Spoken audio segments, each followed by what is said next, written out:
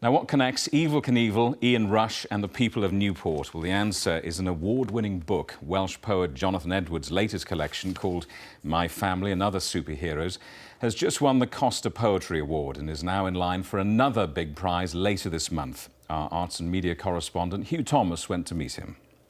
Big Nev Southall throws his gloves to the floor like plates in a Greek restaurant.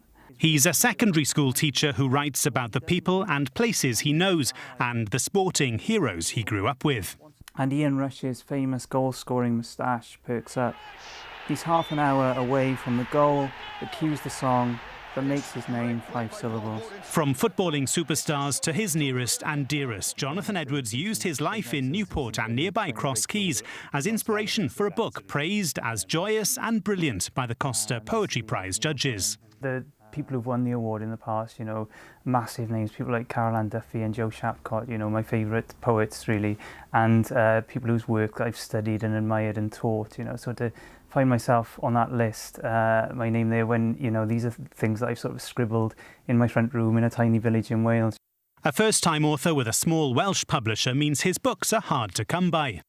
This is the only copy of the book left at this bookshop in Newport, but there are many more on the way, and that's because prizes are good for sales. Now, all the publicity means the locals will get to read the poems too, many of which were inspired by the world around them.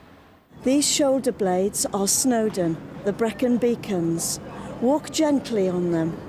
The spine is the A470. These palms are Abu Y, Sehawi. This tongue is Henry VIII's Act of Union. These lungs pneumoconiosis. Any sort of success the book gets ultimately is testament to the area that I'm writing about. You know, Newport and the South Wales Valleys is so rich in its history. I think I'm onto a winner really with the subjects that I've got. I mean, writing well in our area is just a case of kind of looking around you at what you see.